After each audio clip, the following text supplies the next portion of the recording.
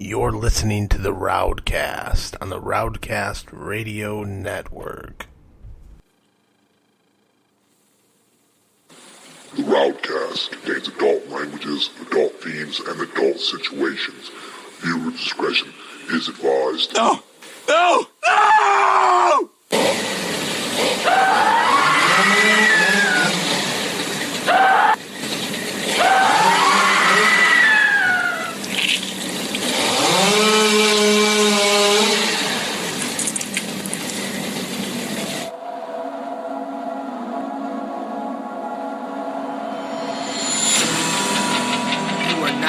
Entering the RowdCAST, an online radio show brought to you weekly by me, your host, Rowdy Radloff, coming straight from Toledo, Ohio, with our many cast of characters. I am live, I am uncensored, I am unfiltered, and I'm coming right to your ears, right to your brain, so listen up, because it's going to be a hell of a show.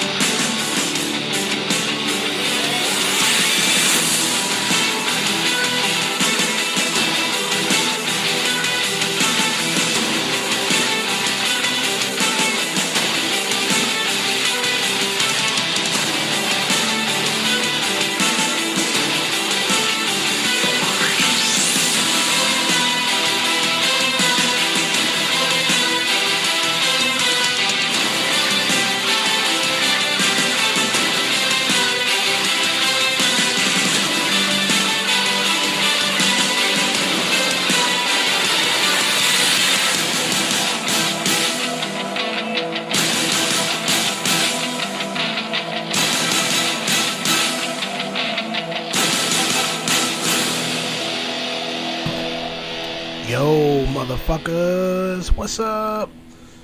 It's fucking Tuesday Booze Day is what I like to call it, and we're just hanging out here tonight, RowdCAST Studios, aka my living room, for another episode of your favorite online weird podcast. And I'm always live. You know how I do it. I like to be live. I like to be able to come right out of my microphone and right into your fucking ears. I'm sure there's some kind of little delay in there, but it's pretty close. Okay, so I'm trying to fuck your ear holes as easy as possible. So I am back, and again, I've brought with you probably one of the best guests that I ever have had on the RowdCAST. I got a lot of feedback from him. I got a lot of people that said that he was the best of the best, and he really intrigued some people and really fucking shocked some people and weirded some people out. So that's what I'm looking for. Mitchelle Frost, welcome back to the RowdCAST. How you doing, bud? I'm doing great. How you doing? I'm happy for you. I'm glad that you got your family up, started, ready to go. Thank you. So man. Excited. I know, man. It's awesome. I mean, you've been doing this for a while. You've been a dad. You know the dad life, dude. But yeah, it's different, about 7 years, almost 7 years. I'm at about 7 months, so I'm not that deep in the game, but I'm learning, and it's very rewarding. You know, there's nothing like becoming a father. Not at all. It's its own fucking. They grow quick. Yeah, keep eye on them. Absolutely, and it even, you know, before I had him, it's like I just never thought like you look at the world so differently once you have a child, you know, because I think you not only do you think like. You're not thinking about your selfishness cuts out instantly. Absolutely, you're not thinking about what's going to happen at the end of my life. It's like, okay, now it's beyond my life. What's going to happen in his life? What can I do to make sure his life isn't that bad? You know, right? And that's where it starts with. Kids are the number one thing being attacked right now. I mean, if you look at all different aspects of, you know, when civilizations have been taken overran. It always started with the kids. You know, you look at Hitler Youth, you know what I mean? They started them in schools, same way, similar to what the schools are doing now. Absolutely. Just in a little bit more covert way. Yeah, everything I do is, you know, not for me. I mean, my life will be over before, you know, anything really crazy happens. But if we can't, you know, at least inform the kids and give them a fair shot right off the bat, you know, our whole country could fall apart within one generation. That's all it takes. Definitely. And it's funny that you say that, though, too, because we are doing that we are doing that to our kids. Like you said, more covert, more under the rug. Maybe not as in your face, but it's everything. Even us growing up. I would say, I don't know how many generations you think, last 30, 40 generations of kids.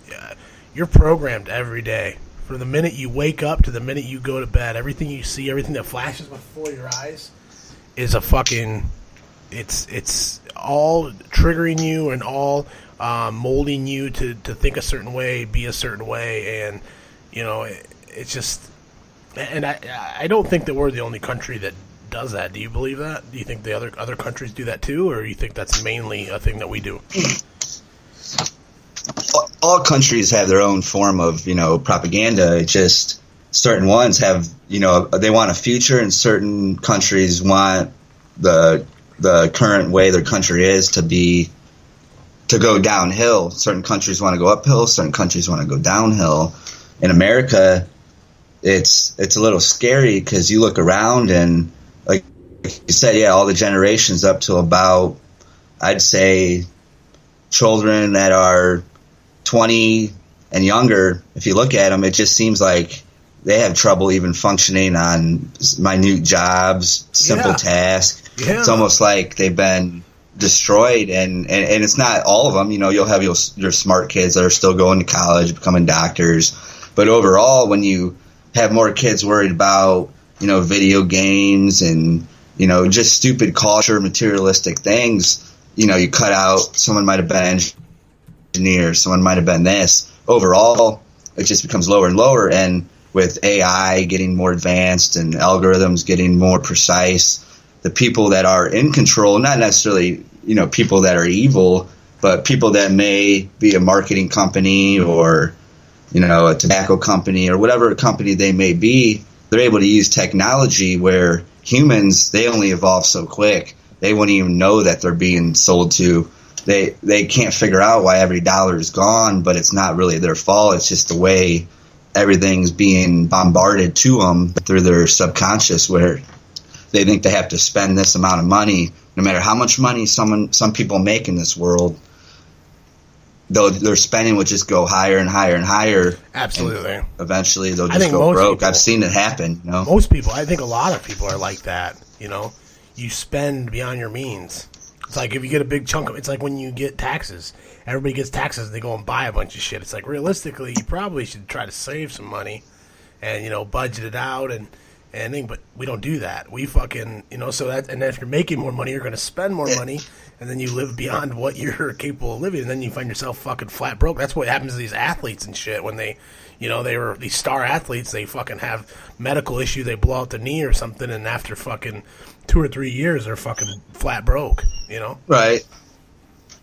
And while they're making money, they might have a couple financial advisors, maybe looking out for them a little bit, but a lot of time it's someone that's already in kind of some kind of shady investment or one that might not be too good, and they'll use a football player. The NFL is a short time. Say, hey, you're going to be on the NFL soon. We need some money. Kind of like that TV show Ballers, if any of you have seen that, where they kind of say, hey, we know.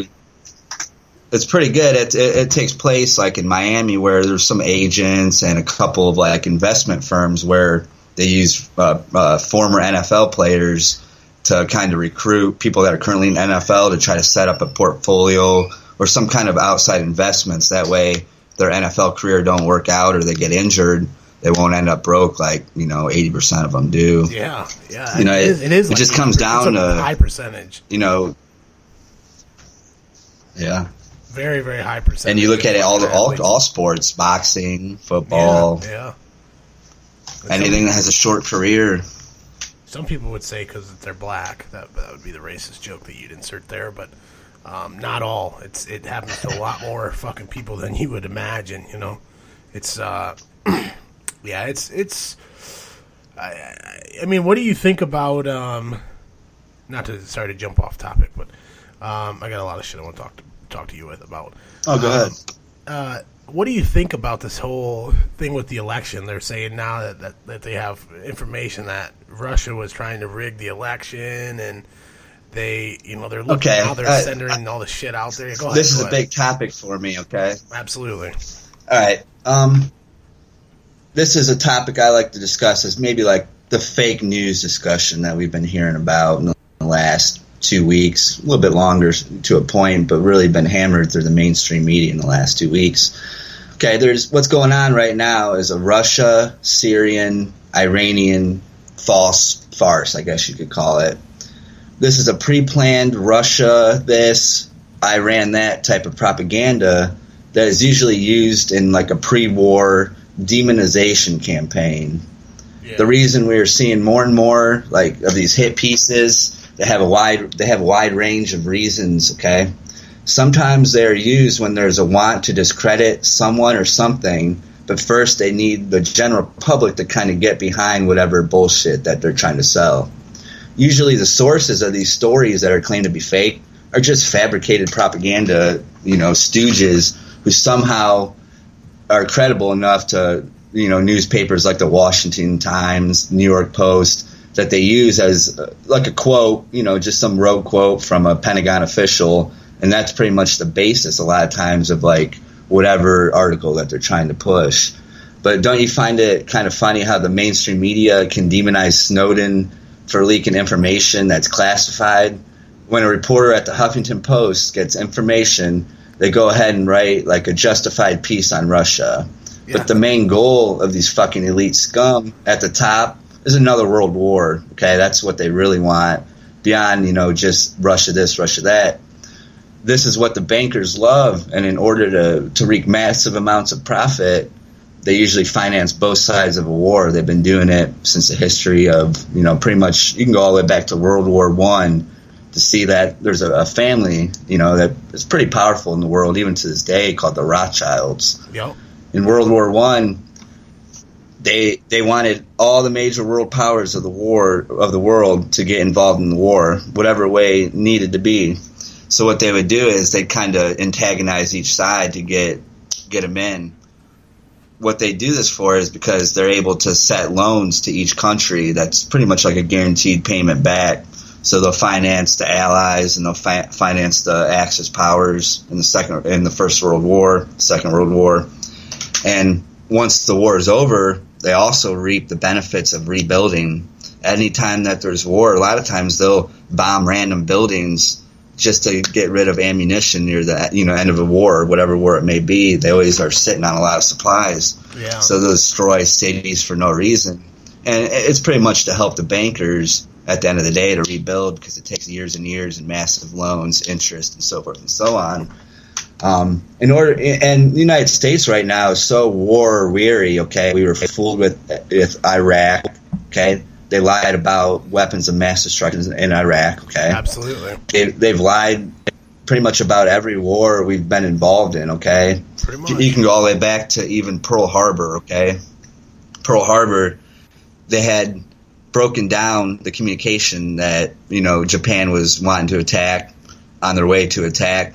And they stalled because without that attack, the United States people wouldn't want to be in the war with, Germany and Japan and all that. It was something that was needed. So I guess you could look at that as like the country's, beginning stages of figuring out if we want war, we got to make the people demand it. We can't really sell it to them. They got to make it seem like it happened randomly or, just from a bad guy or bad country. Yeah. It's really like if you look easy like to demonize someone like we do. We demonize a country or a person. Like, I mean, the propaganda that we pump out and the things that before we went to Iraq, everybody was hook, line, and sinker. Fucking weapons of mass destruction. Fuck, they had and they had ties to Al Qaeda, and they had ties to They were telling us they had ties to the people that brought the towers down and everything. Of course, everybody's going to be up in arms, and that's exactly what you call a false flag attack. That's exactly 100. That's like the definition is to get your people up in arms to fucking do something, and so that they step right behind you, right in line, and they push that fucking agenda forward without even knowing what they're doing. They think they're having pride in their country, but really they're just pushing the agenda. It's like what is that? What's that? I'm trying to think of where you trick someone into believing they're doing something in their own free will. It's kind of like Westworld. I don't know if you've seen that at all. Kind of like the AI, like everything's you're programmed. It's already programmed in your head, but you think it's programmed in your head already. But you think that you think you're escaping. You think, but it's really you're programmed to escape because that's going to lead to this, and then that's going to lead to that, and you're still doing exactly what the programmer wanted you to do. And that's happened more and more than we've ever imagined. And I've been. Now we're waking up to it. Before they had all the tools, they had mainstream media. No one was really using the internet, and today their narrative is falling apart before it even has a chance. And we could tell from this election alone, regardless, of who you voted for, they're pretty upset. It didn't go the way they wanted. Fuck no, it didn't. And they used 9/11 to get people so angry, where people were ready to go in their underwear with a hammer to Afghanistan or wherever to go look for Osama bin Laden. Okay, they're ready to go to a cave. They're ready to send their sons and daughters into a war. They didn't know where, who, what, or when. All they know and all they were told is revenge. You're either with us or you're with the terrorist, is what George Bush told everyone. Okay? Yeah. And how do you go from Osama bin Laden supposedly running out of a cave in Afghanistan to trying to say now Al-Qaeda is now in Iraq? Saddam Hussein has weapons of mass destruction. Saddam Hussein is doing this, this, and this. The real reason for 9/11 had nothing to do with, Osama bin Laden. It was always to do with, Middle East domination, especially Iraq, Afghanistan, and what they really want is Syria or Iran. If you look at a map right now, why is Iran so important? Afghanistan, and they got Iraq. Because that's where the pipeline needs to go through. There's no other way to run a pipeline without Iran. And if you look at a map, Afghanistan's on one side and Iraq's on the other side. Right in the middle is Iran. Mm-hmm. And right on the edge of Iran and Iraq is Syria, okay? Mm-hmm. So in order to get a pipeline through that area, the only way would be to take Iran, which eventually they will take.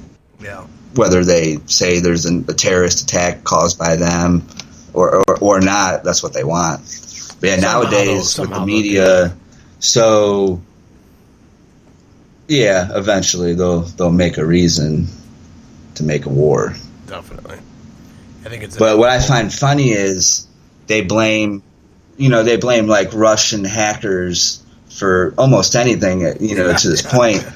But if you look, there's literally no proof. But what there is proof of, if you notice, right on Election Day, the Department of Homeland Security was trying to penetrate the Board of Elections in the state of Georgia. Okay, I've seen that. Yeah, and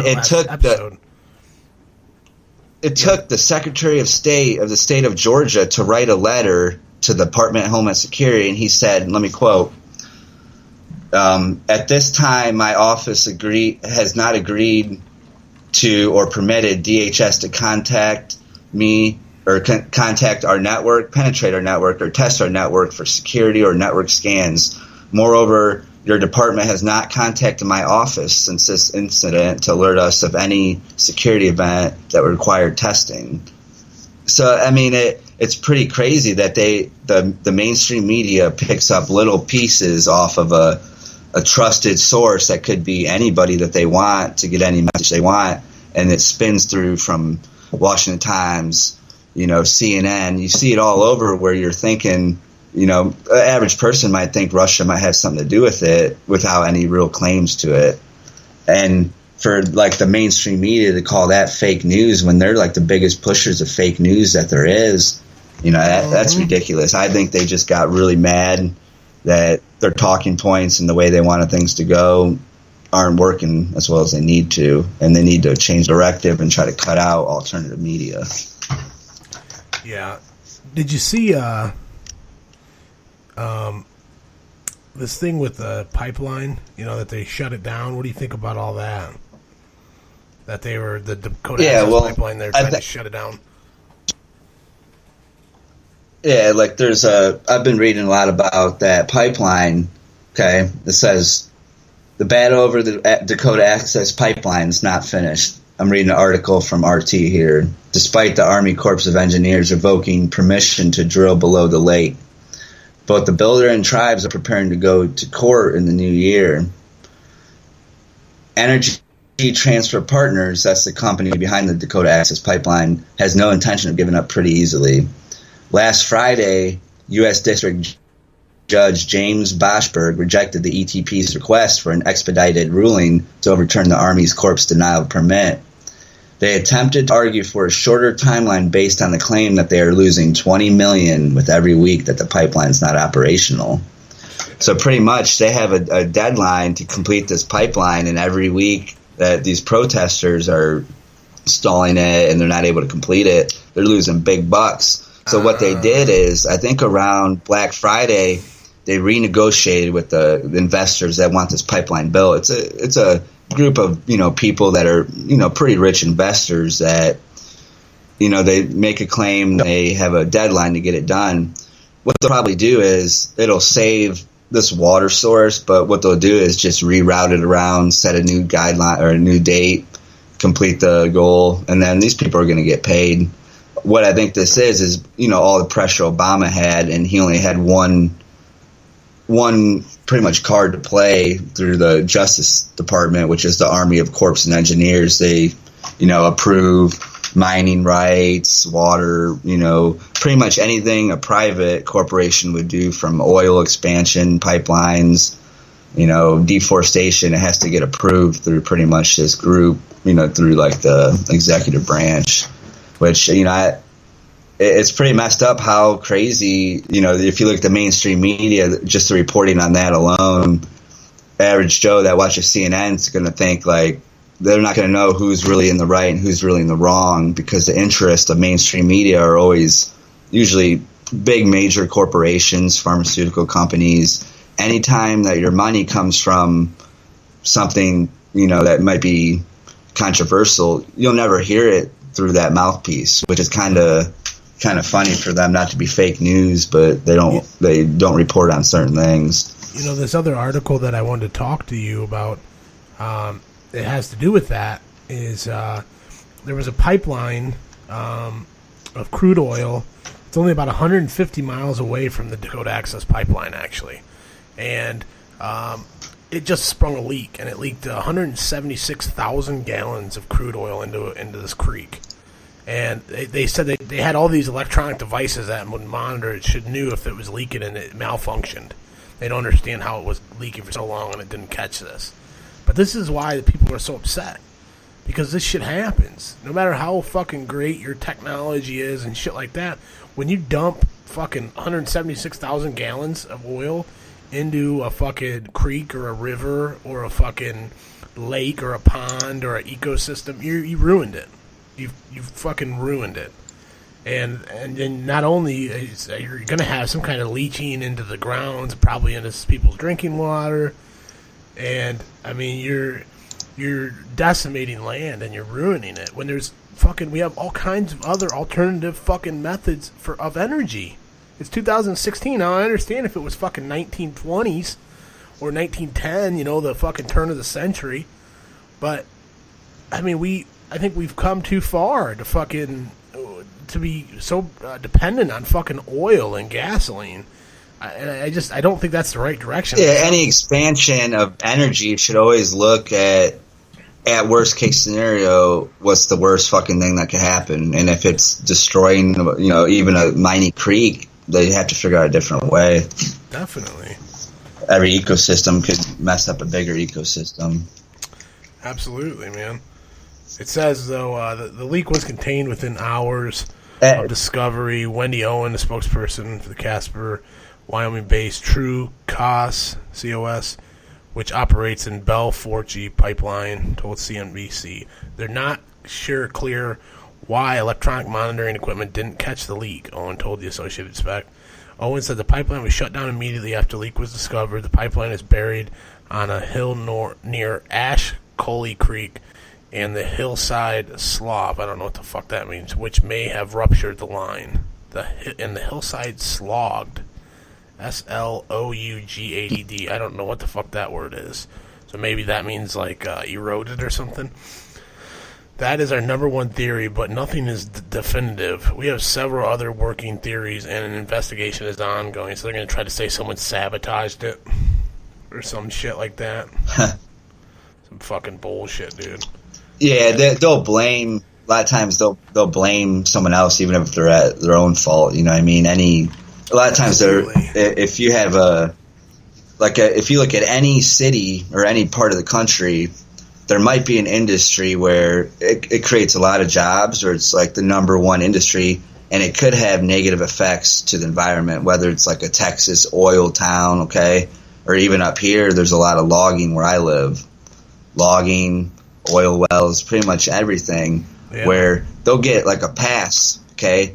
They'll have local congressmen, politicians where they'll say, yes, I'm for, drilling or fracking or whatever it may be. They get elected, and a lot of times they'll make promises with these pipelines. The way they sell them to be able to go through like a community that might be weary of it, they promise jobs, cheaper energy, economic boost to the local community, and that's all true for a short period of time. Once the pipeline's completed, though, you might have one or two guys that do maintenance for hundreds of miles, when all the other jobs that were created to start the pipeline, those are gone, okay? And now all the money is just flowing to whoever built the pipeline. It's like a temporary profit turns into profit, and no one's right. they're not monitoring the pipeline and doing the stuff and making the maintenance and stuff that they should be. Yeah, now Roosevelt had the New Deal, okay? There's the New Deal, which is a little bit different, okay? The New Deal was the United States infrastructure was falling apart, okay? And after, the Second World War, to kind of get, all the men that needed something to do after the wartime economy was over, the president created pretty much where bridges, roads would be built. Okay, it'd use taxpayer money, but the taxpayer money would go to a citizen that is building a bridge, and then he'd have multiple jobs throughout so many year period where it's not a 2-year period, 1 year project, and they lose money and they're on unemployment.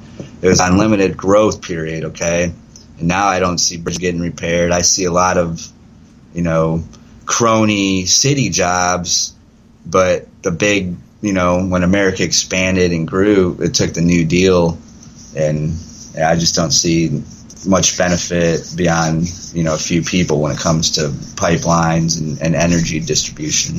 No, don't. And that's, and I thought, like, for Obama for a while, he's kind of he was on the right track to getting things, more wind power, solar power, and I thought maybe, but now with Donald Trump, he doesn't believe in global warming, doesn't believe in climate change. He says he's still up in the air about it. Obama started out, with the promise of green this, green that, and he got involved in a scandal right at the beginning. He set up a company through his friends called Solandra, okay? It was supposed to be like a recipient of a lot of taxpayer dollars and credits to build wind turbines and solar panels and all that. They pretty much took 90% of the money, set up a couple things here and there, and then it didn't really grow at all, and they controlled the market, and I didn't really see wind or solar really grow. But yeah, I mean, it's crazy that the oil, Rockefeller oil, can run for over 100 years, okay? And you look at the way technology grows and expands and evolves, it's like overnight. We're still using combustible engines, okay?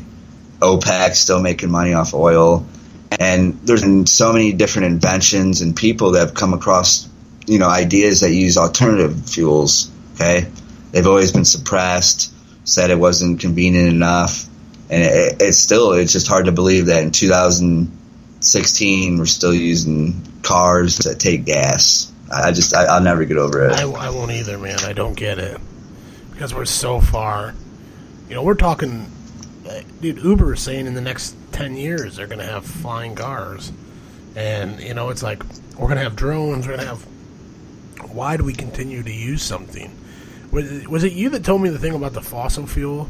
How they came up with the name fossil when they first was coming up with, making us oil-driven and oil-based? Yeah. And they I don't know if I've told a lot of people that, when they first, were looking into oil and how much it really was, like in the 50s, 60s, and 70s, they knew there was a lot of it, and they knew there were different sources of the oil. They have a oil source called abiotic oil, which the Earth produces near the Earth's crust, or not the Earth's crust, the Earth's core. It's pretty much like the veins of the Earth. If you look at the deep water horizon, the deep water horizon oil well that blew up in 2010? Yep. That was digging down in the ocean in the Gulf of Mexico to get to that abiotic oil. It's so much pressure that it blew out a oil head, shot up for weeks and weeks. In the 70s, they needed to figure out a way to make it shot up in the air for weeks and weeks? It shot all the way down through the ground, plummeled into the air, and there's geysers coming out for a week straight. That's a big environmental catastrophe that happened there. But back to the oil, back in the 60s and 70s, they go, how are we going to keep the oil seeming like there's a big demand and a limited supply? And they created the term peak oil back then, okay, to try to say all oil on the earth are reminiscent of small plants and animals going all the way back to the dinosaurs. And we've been digging and mining and pulling up this oil for so long, we think the oil supply will be out within 10 years, okay? As soon as they made these statements, okay, they had a couple crony scientists, show science involved to get people behind the idea. Same way they do with science now in different aspects, whether it be the weather. And they got people so worried about oil running out. They had oil embargoes. The price of oil was really high in certain parts of the 70s just because the fear that it'd be gone and that the only country that would have it would be Saudi Arabia. Yeah. And 80s came, 90s came, oil kept flowing. I mean, it flows out of Saudi Arabia so easily. They call it sweet crude. It can come right out of the ground, real easy refinery process, and it goes right into the car. So, yeah, they have a lot of oil. They're not near running out of oil. The Earth's constantly producing oil. So they figure as long as they can keep the technology that consists of oil from factories, boats, cars, transportation, trains, running off that, it's unlimited money for them, okay? There's a lot of money within oil. To think of just dinosaur bones. It's millions, billions, and billions, trillions, actually trillions and trillions and trillions of dollars in oil. And that won't change. As long as people are continuing to get rich off of it, it's just like Big Pharma. It's not in the interest of the people that control what's going on. You know what I'm saying? If it's in their best interest, things will change. That's the only reason you see marijuana becoming legal. It's because so many people are getting rich off it. If it wasn't in their best interest that they weren't scheming money off the top and taking all this money out of it, then it would probably still be, it's not because that they're finally admitting there's nothing wrong with it, like we all know. It's just because that they see how much fucking money's there. The greed, their eyes are green, It's sad. Right, I like how you mentioned the pharmaceutical companies there. Recently, I don't know if anyone's heard of the 21st Century Cures Act, okay? A lot of times they'll have different acts that'll seem bipartisan in politics, okay? This is one that's going to help Big Pharma, and this is how it's going to do it, okay? What we have is like the 21st Century Cures Act, okay? The Senate voted 94-5 last Wednesday to approve the bill, which is called the 21st Century Cures Act, which will hasten how drugs and medical devices are reviewed and authorized by the Food and Drug Administration. Okay, this is how they're selling this bill, and then there's stuff hidden in the bill. The measure also provides funding for efforts like Obama's Precision Medicine Initiative and Vice President Joe Biden's Cancer Moonshot, as well as money for Alzheimer's research, okay? Yeah. This is what's within the bill that was passed by all but 5 senators, okay? Section 2222, quote, valid scientific evidence, in parentheses, is defined for purposes of the FDA determining the effectiveness of a medical device without clinical investigations, okay? So what pretty much that section of the bill says is the FDA can determine, based off what they think is valid scientific evidence, to push whatever medical device they want with no trials at all. Okay. Second part of this act right here is section 2263. This is the most scary one of them all. Clinical testing of medical devices or drugs no longer requires the informed consent of the subjects if the testing process poses no more than minimal risk and includes safeguards. Okay, that's a pretty broad statement right there when it says no longer requires informed consent. Informed consent goes all the way back to the Geneva Convention. After the Second World War, they had a big convention saying what happened, why was torture happening in Nazi Germany, what's going on, and how do we prevent it. They created like a guidelines called, the Geneva Code, outlawed torture, outlawed medical procedures without the consent of whoever is being performed on. What this bill does is it enables them to create anything from a anthrax vaccine overnight without testing it and saying, yes, it's FDA approved. We now recommend it for all, everyone that the CDC recommends. They have, say on it. And it says if the testing poses no more risk than minimal risk and includes safeguards. That could be anything. What's a safeguard? A waiver, a Band-Aid. And it says, in a response to an inquiry about prices, a spokesperson for Alexander said in a statement that the bill intends to invest in life-saving therapies and reduce unnecessary regulatory burdens that slow down development and drive up cost. It says the bill will, quote, will help get safe products through the process more quickly and cheaply and increase competition that can help restrain growth of drug prices. Wow. Which, it pretty much makes it, open to debate. And what's really crazy about Big Pharma, after 1986, they created the Vaccine Compensation Injury Court, which states anytime someone gets a vaccine, which, a lot of people get vaccines for whatever reasons, they're no longer able to sue the vaccine manufacturer. The reason this was passed by Congress in 1986, you want to hear out why they did it? Listen. Absolutely. They said, hey, Congress, if there's ever an attack by Russia or any other country, like a biowarfare, we need to be able to fast track a vaccine and get it to the American people without being, liable for damages. And Congress back then said, okay, we'll pass that. After Congress passed that, the recommended dose, that was recommended by the CDC went from 5 vaccines at that point.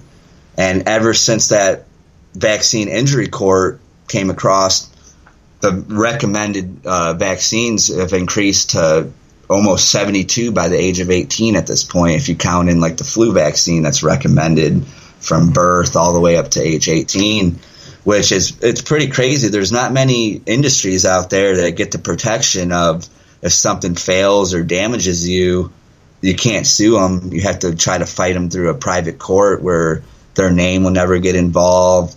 The company that produced something faulty never gets brought up. Gosh. And yeah, I'm not saying someone should get vaccines or not, but where there's risk, there should be choice, and that's what informed consent is all about. When you fast track something and say it's for cancer research to go quicker and Alzheimer patients and to curb the opiate problem, yeah, that's all good. But when you slip something in there saying no longer requires informed consent, that's a slippery slope. Yeah, and that's why I try to bring awareness to the stuff that seems legit and okay, but has hidden truths to it. Okay, yeah, and that's why I'm glad you're giving me the chance to speak my voice on certain subjects like this. No one would know without. No, they wouldn't. And I find it pretty hard to believe only 5 senators voted no on that act. Okay, yeah, Bernie, I'm not even a fan of Bernie Sanders, but you got to give it to him. He voted against this. Warren, Elizabeth Warren and Bernie Sanders. That's what our country is based off of. Like, as much as I think that, I disagree a little bit with you on some of the stuff you say about vaccines, but I 100% agree. You should have that choice. Nobody should be able to say, choice. hey, we're That's sticking all I this in ask. your fucking Choice. arm Fuck no. No way. You know, you should not. Right.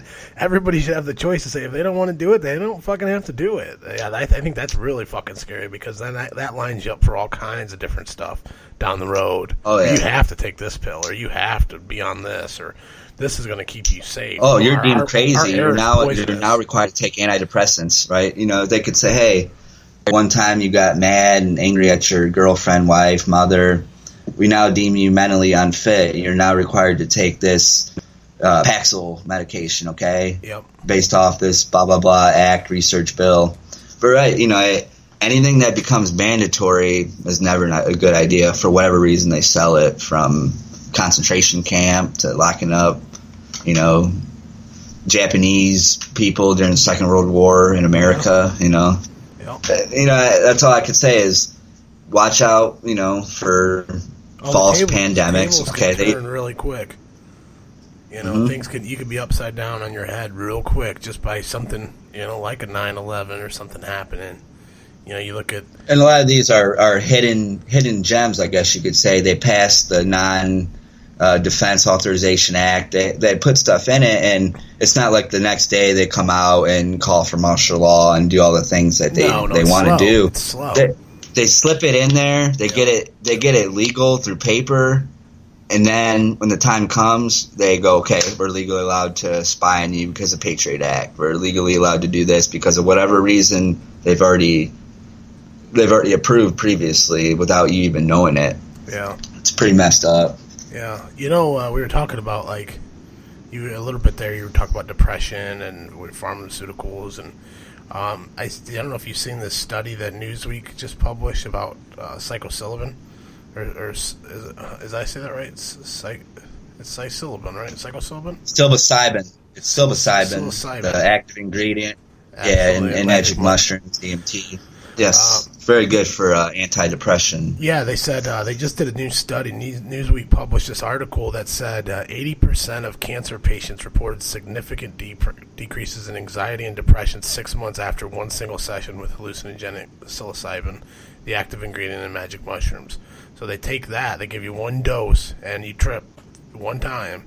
And, you know, people that are depressed and at the end of their life, or maybe they're terminally ill, or, you know, have a serious cancer that's, you know, eating them away, and it relaxes them. You know, their anxiety drops, their depression drops. It lets them go, yeah. Well, it's just something in your brain. It gives them peace of mind within their own realm. It lets them say goodbye in a way where the pressures and the family members and the constant grief and suffering, you know, that's not a good way to go out. I seen a documentary once of a guy who would find cancer patients, offer them a private, like, retreat for, you know, mushrooms, and give it to them, and every one of them was so scared, and after that they were ready to die. Their end life is so much better. And you see, it takes this long for them to show, you know, something natural that comes from the earth could have a beneficial, you know, therapeutic type effect. And before, anything that the pharmaceutical companies couldn't patent, they're not really going to promote or talk about. If it can't be put in a pill or a syringe, they can't make money off of it. If it heals, that's fine, but they don't want you to know. They want you to go to your therapist, get on antidepressant, get on another one, get on this, get on that.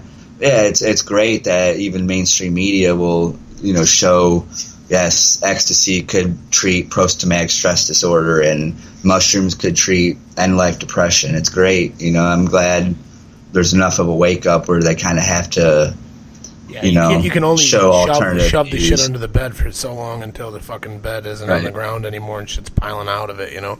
You can't cover it. Enough people are, you know, we're to the state, like you said, of people being awoken or their own awakening, that they, you know, they're a lot with the internet. You just have everything at the tips of your finger, you know, right at the fingertips, where you can research anything you want and really dig deep. And there's not really anybody that, you know, as far as we know, our internet isn't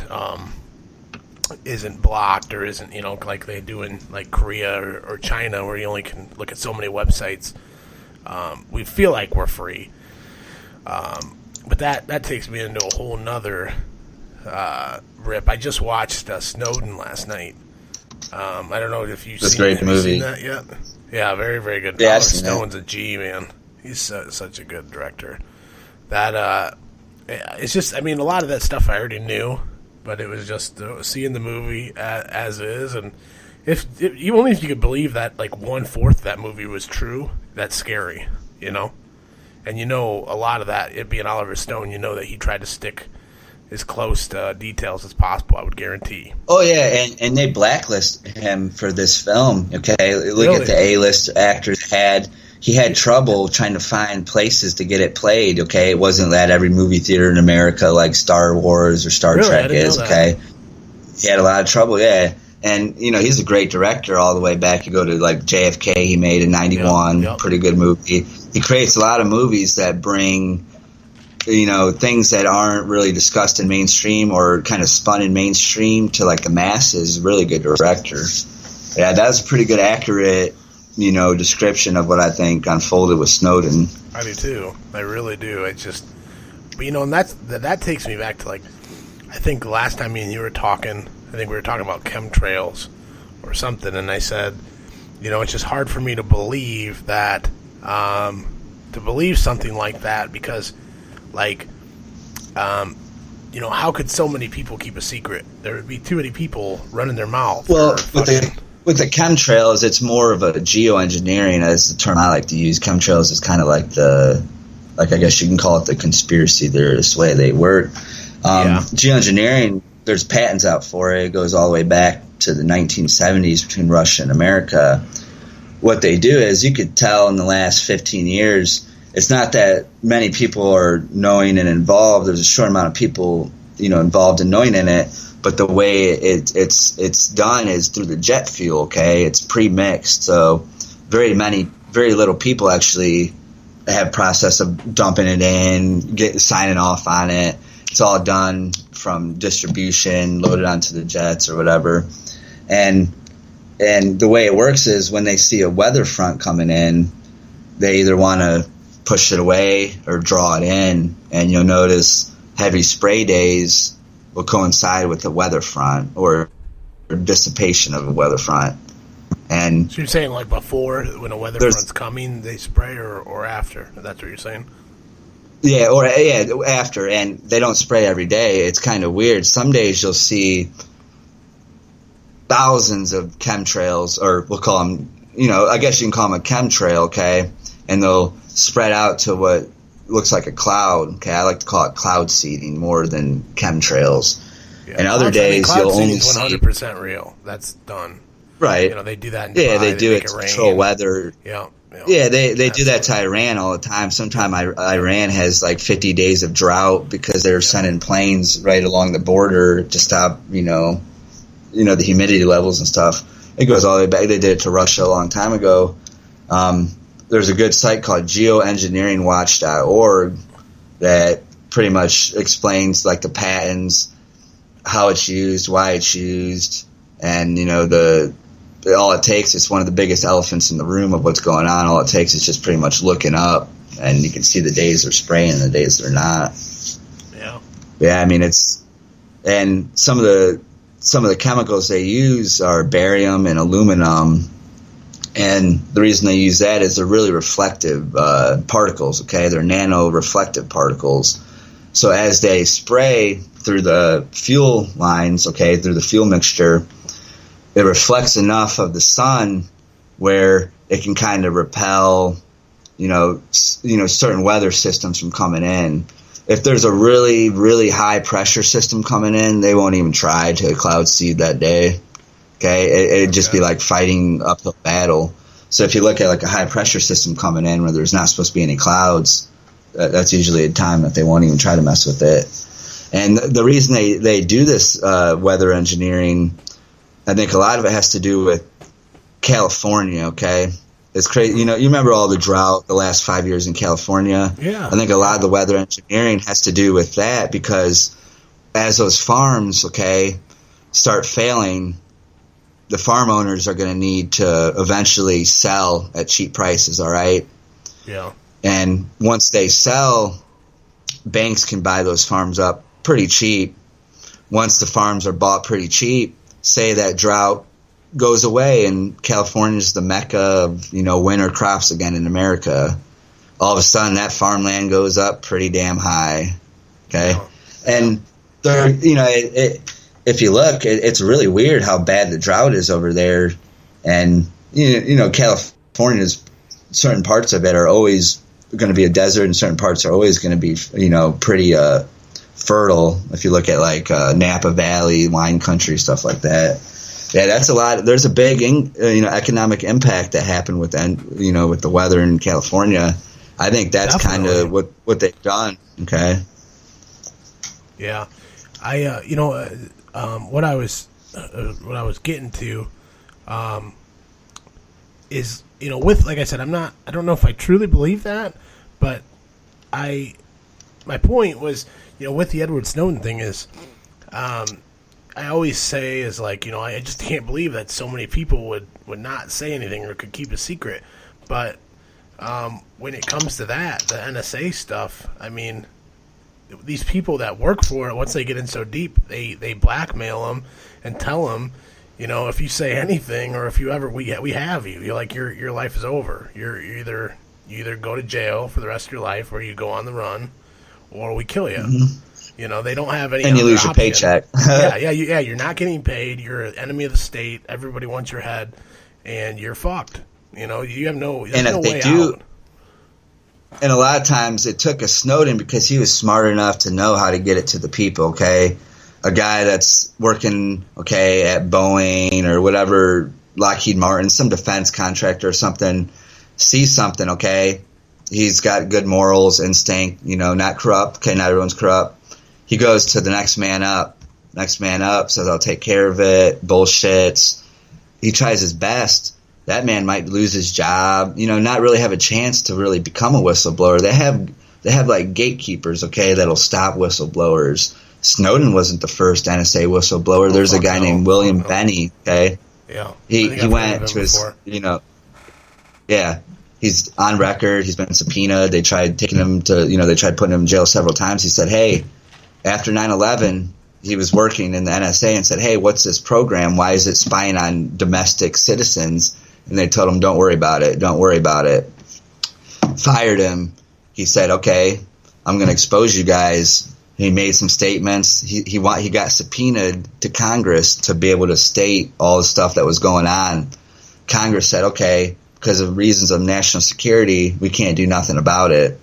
And then they went ahead and tried to charge him with espionage, after he tried to expose some corrupt things that was going against the Constitution. So, I mean, I think Snowden might have seen the way other whistleblowers went about it and what happened to him, and he thought, I'm going to have to go about this another way. And, I mean, it was crazy how even the mainstream media can demonize someone that tried to go about the right way, couldn't do it, exposes crimes on our own population by our own government, and then still people could want him to be in jail. That shows you how strong the mind control is if they can demonize something like that. Well, you always hear that I have nothing to hide. That's putting a lot of people in danger. Well, that puts, by them having that information and being able to do that to us, if any of that information falls in the wrong hands, what happens if a terrorist takes over that fucking?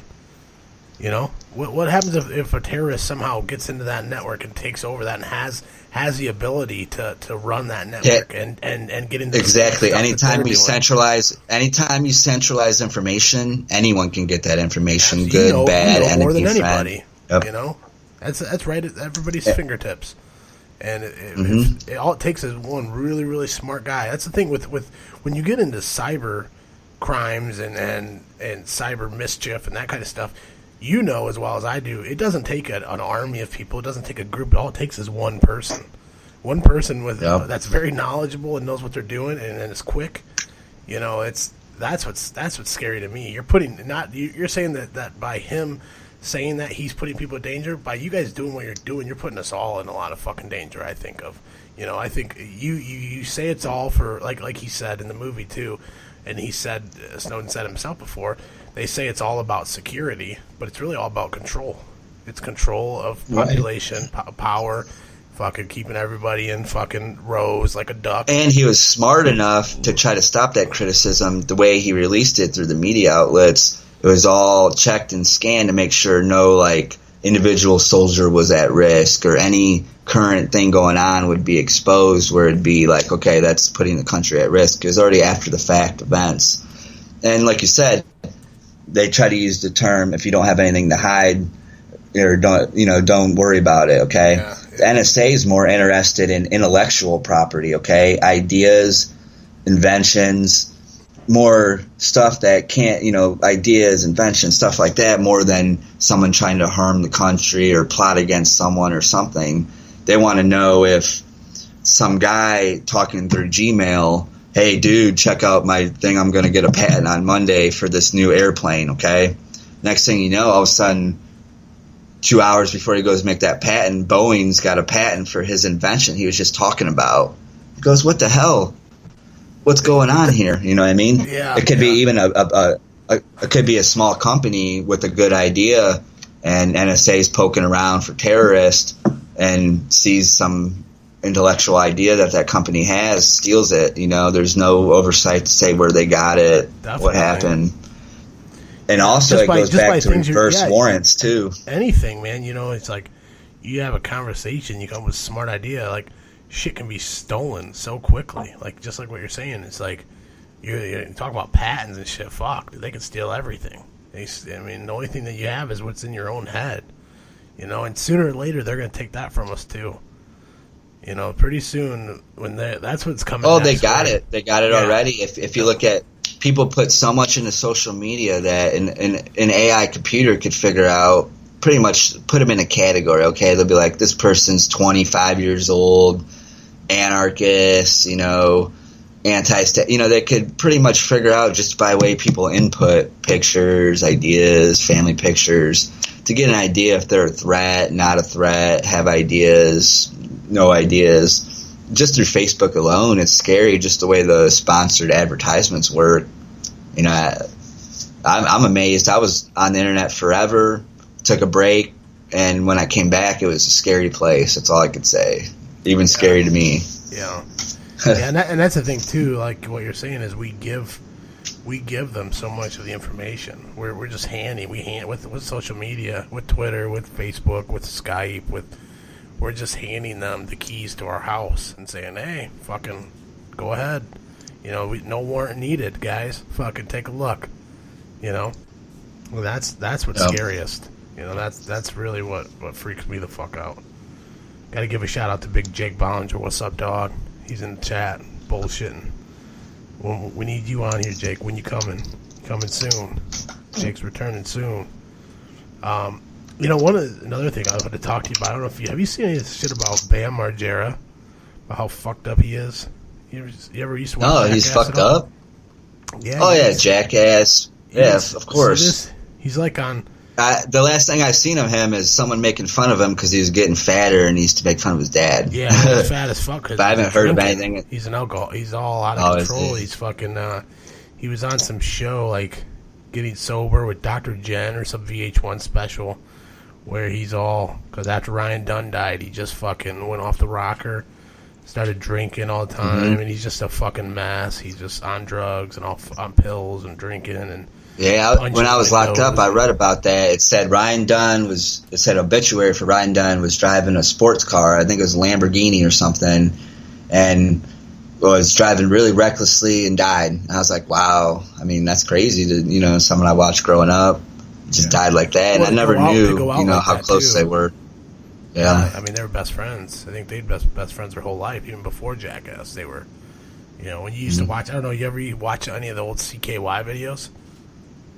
Yeah. Those right. Yeah, that's like early, like 2001, 2000, right before really Jackass. That was before they all got. That's really where Jackass kind of came from. Was those guys doing that shit? But yeah, him and all his friends and just recording. Steve-O's doing good now, though. I seen him on a stand-up comedy show, and he went through a lot of shit, drugs, he was in Toledo. crack. Oh yeah, he's been. Yeah, whippets, dude. When they showed that show, how many whippets he was doing a day.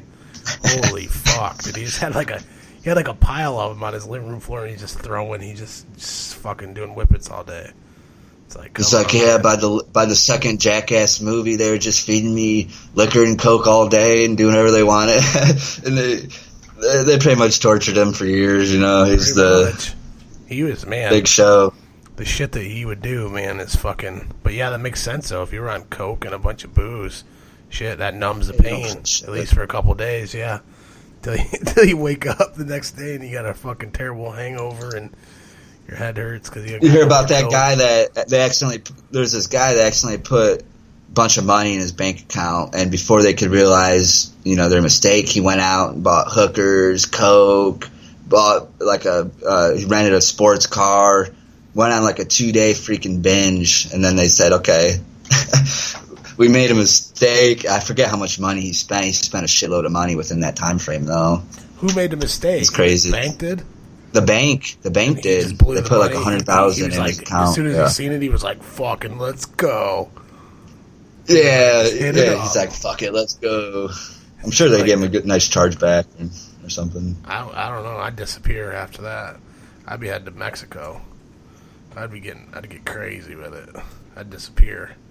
I'd be going hog wild. You know what I'm talking. So I have a question, just a random question. Yes, all right, sir. I know there's a war on cash going on. How much do you not use cash anymore? Would you say how much percent of the time are you a cash person? I am. My girlfriend, she uses cash a lot. I'd say she's a server. She's not a server anymore, but she was a server, and she was very cash oriented. Like she was very cash driven. Like on everything, she always had cash. I think since she's not been serving, she's slowed down. As far as me, I barely ever have cash. Barely ever. I mean, lucky if I have a couple bucks, maybe $20 bill in my wallet. Usually, other than that, I have nothing. I got all plastic, and I know it's terrible. I know it's scary. Oh, it ain't bad if you do it right. You know what I mean? It's just, I just think there's a war on cash going on, and cash is the last thing that really keeps, purchases anonymous to a point. Like, to get the sheep out of a cash-based society, they need to slowly get people, behind not needing it. I see them doing this by incentivizing cashless ways to pay for things all the time. Sometimes they'll offer free or reduce prices on something. Like even a few years ago, I noticed through smartphones when they became big, Taco Bell would say, "Hey, download our app and pay with Google Pay or Apple Pay, and we'll give you a free taco." Yes. That now takes where people, the crowd that would normally be buying Taco Bell, the poor millennials with their, money, gets them more to want to, get used to using, their phone to buy something. Not only, Taco Bell will give you a free taco, but now they know who you are when you're shopping there. That's a cheap, chain, to switch out right there.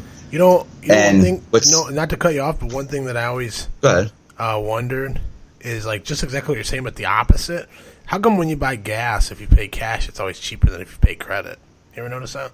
Because the credit card processor takes usually $1 to $3 depending on the gas station, and a lot of times you'll see that also with in a store they'll say minimum $5 credit card purchase because they're losing $1 maybe or 50 cents. They lose their ass if they let you make little deals all day on credit.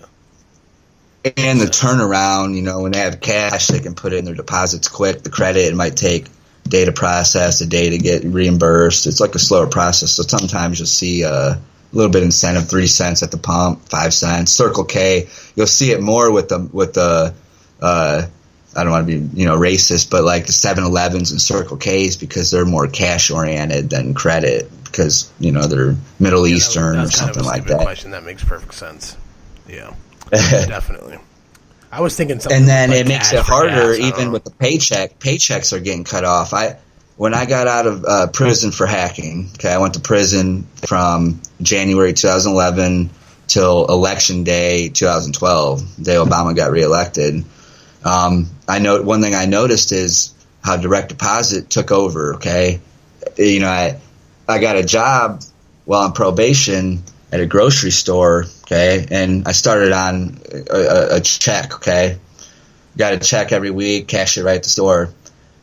Their company, through some kind of, whatever, it was cheaper, they switched to they wanted to switch to direct deposit, but I don't believe in banks. Okay, I don't use a bank. I don't have a bank card. I don't have a credit card. Yeah. The only card I use is a prepaid credit card I use at Walmart, where I load $500 on it, pay whatever bills I need to that need a credit card to pay with them.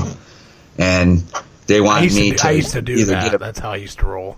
Yeah. Yeah. And they're like, well, you can just get direct deposit and blah, blah. I go, I'm not going out of my way. I go, you guys give me a check. Anyways, what I'm trying to say is they make it where even McDonald's now, for in McDonald's employees, they load all the people up, all their workers, minimum wage workers mostly, on a prepaid, debit card or whatever every week. That way, if they don't have a bank account, which a lot of them might not because they're lower economic level, they're able to use that digital card just like the rich people are buying things. Not rich people, but, more higher class people. So now you're getting poor, rich, everyone, and it's getting harder and harder just to survive without it.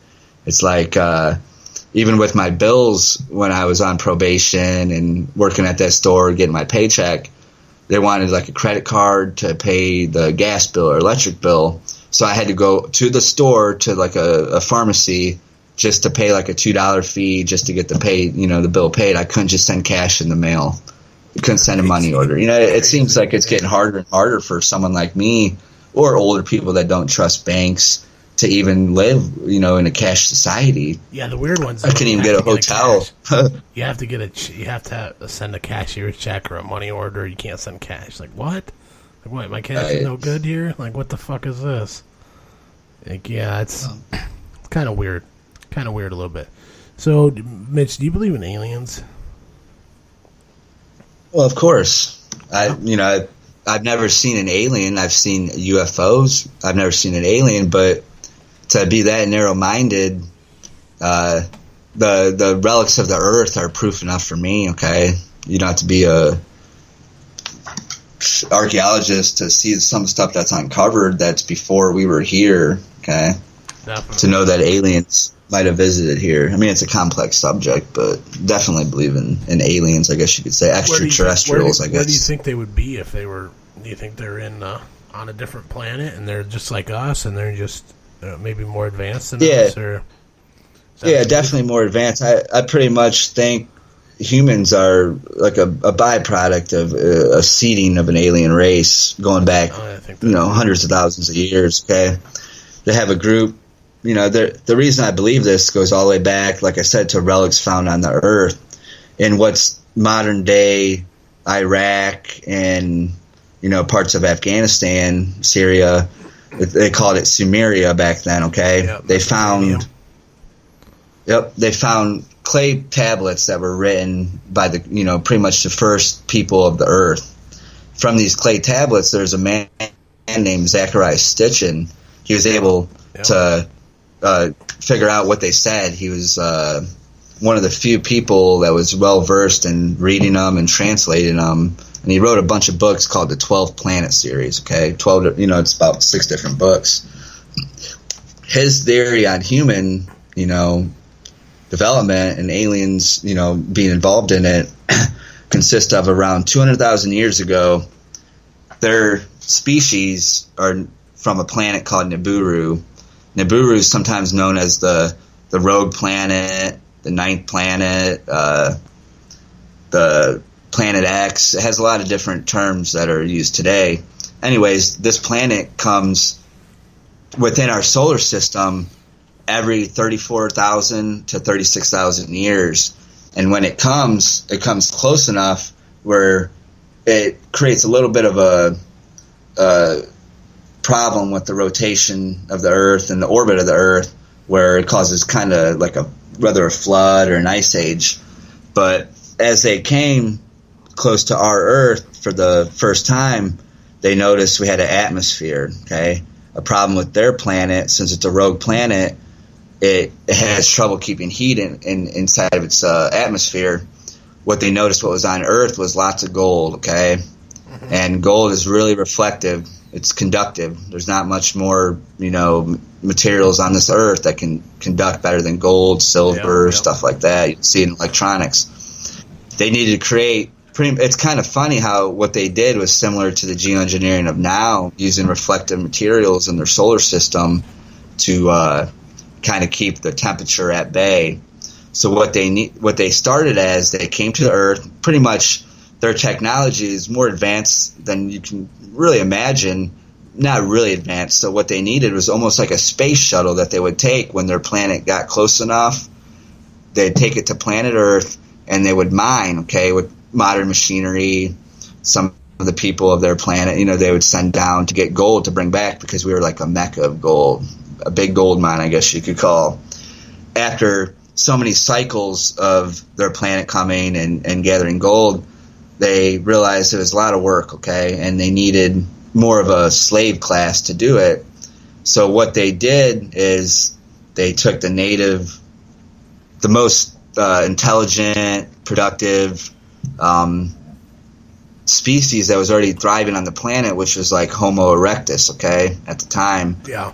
And what they did is they were advanced enough in DNA sequencing and mapping where they were able to take their DNA and splice it with the Homo sapien or the Homo erectus DNA, pretty much the ape man. I believe that's what I've always said, and I didn't even know about Zecharia Sitchin, but when I first thought all this, but then I found out about Zecharia Sitchin. There's like a lot of scholars that have disproved him. They have a website called sitchiniswrong.com. Have you heard about that? They got a site called debunking911.com too. That's very just true. to show you how when something's on There's to a always, point. yeah, you're always gonna have scholars in the other direction. But that's what I've always I believe. I mean, I'm not trying to cut into what you're saying. That's kind of what I always believed, is that they splice their DNA in the first hominids or the first monkeys, and that's kind of where our brain came from, and that's what I'm saying, Yeah, and it makes perfect sense. I thought of these things too. It makes a lot of sense, dude. Yeah. As I go on in my life and researching and reading, I read the whole book series while I was locked up, and I connect more and more dots and revisit different ideas in my head. But what I discovered from that book is, yes, after splicing to create a working class to help them mine with gold, they needed, they used the Homo erectus because they were already able to create their own core family units, reproduce, had somewhat emotions, family structure. So what they did is they took their brains, they call them the Nephilim, okay, is the proper term. Some people refer to them as the Anunnaki, okay, that's more of the mainstream term of them. What they needed from these workers are relevant of workers you see today. There's pretty much 4 classes of people. You have the architects, doctors and healers, okay? You have the workers, the muscle of the job. And then you have the intellectuals, okay? That's why people have different personalities and skill sets. Even to this day, you might have a guy that can teach anyone anything. You might have a guy that's real well versed at healing people or helping people. Teachers, doctors, engineers. Everyone has you see engineers and you just know their mind's built like that, okay? More than just what their parents taught them, okay? A lot of it was based off of they wanted to be able to create a working class, be able to get that gold mined quickly and while they were gone, okay? So they gave us the miracle of life, okay? After that point, they were able to have the workers have their own families. They had love, emotions. They were able to work hard enough.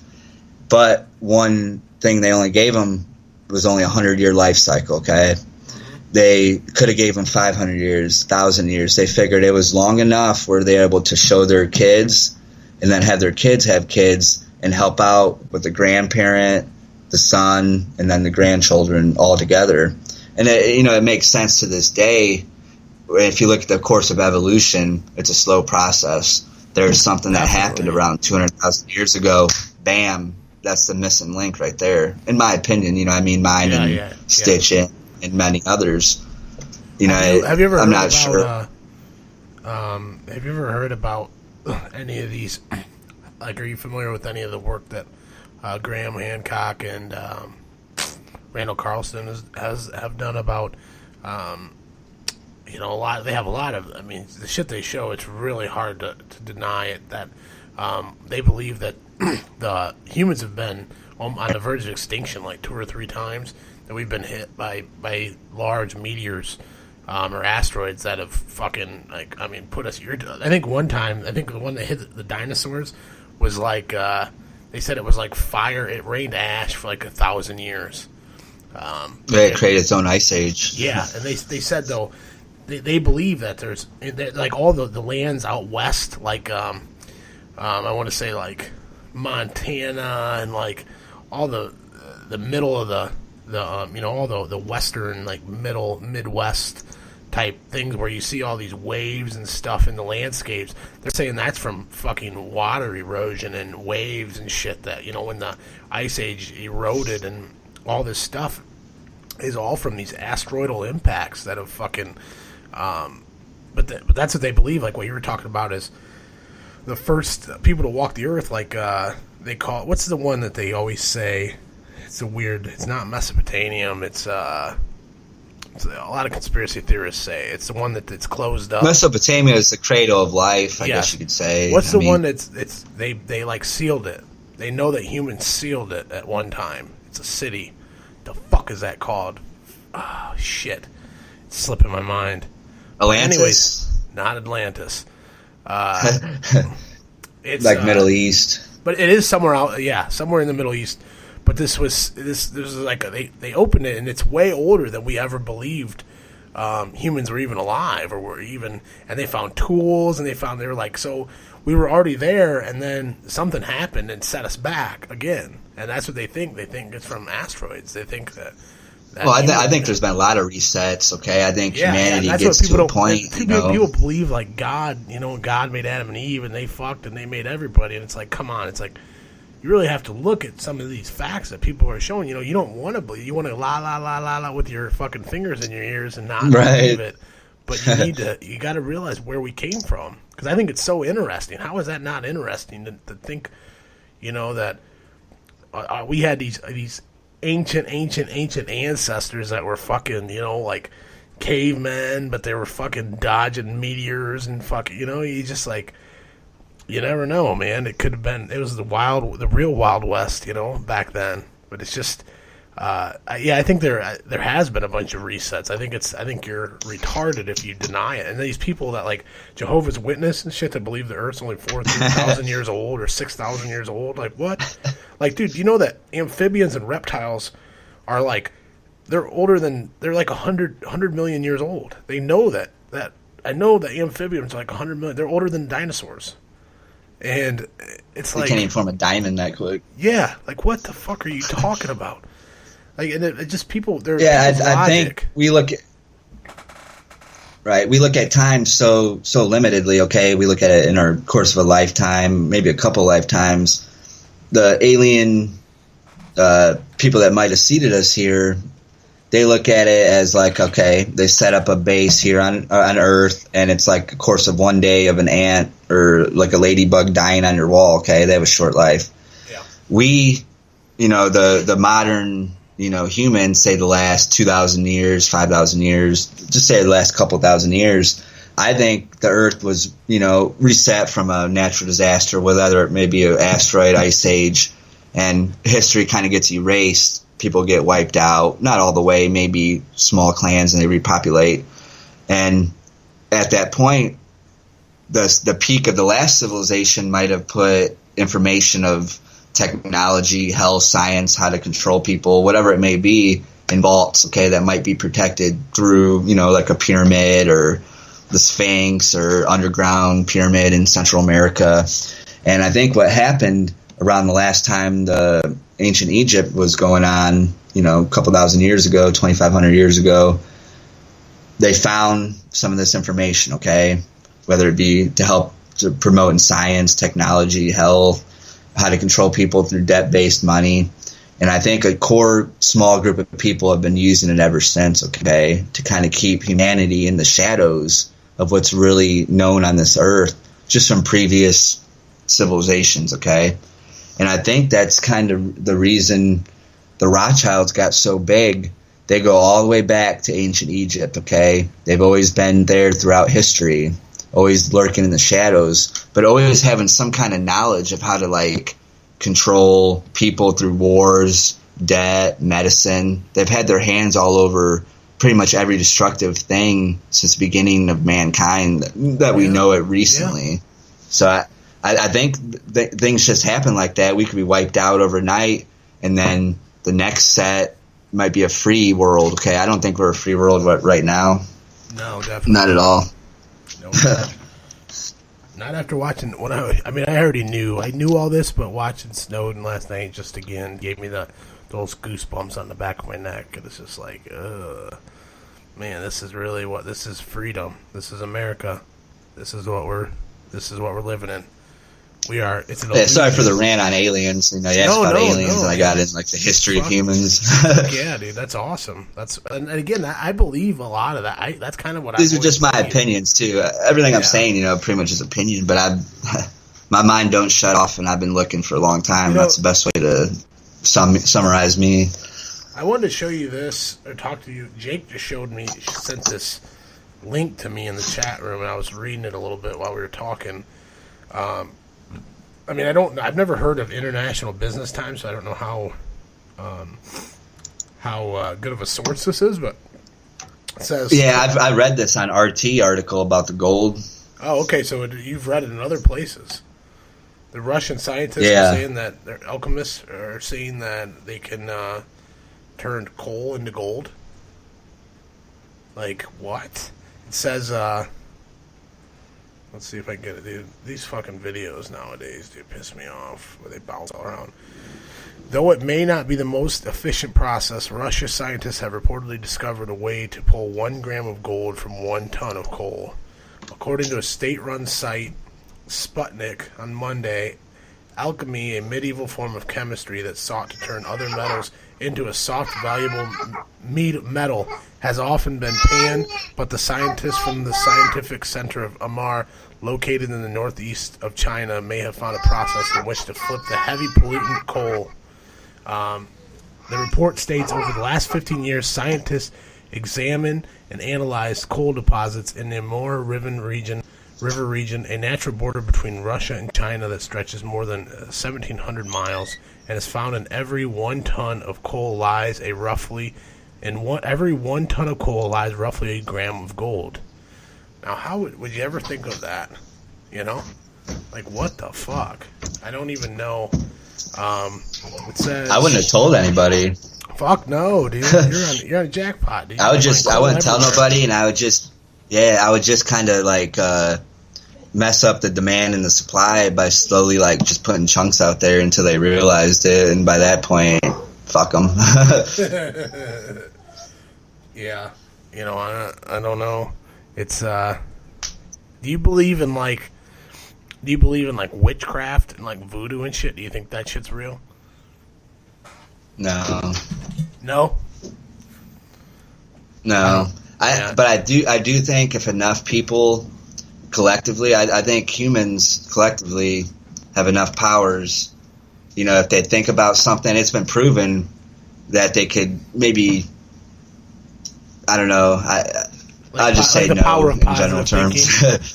You're saying like yes, you're putting all your being and all your power, like mental and everything, into something good stuff, and then making good stuff happen. Yeah, that is proven though. Yeah, if you stay it's proven on small scale things. Yeah, positive thinking and just even like putting a bunch of positive people in a room together, you're gonna get positive results. Usually, it's more than not, you're gonna have positive things happen. That's 100%.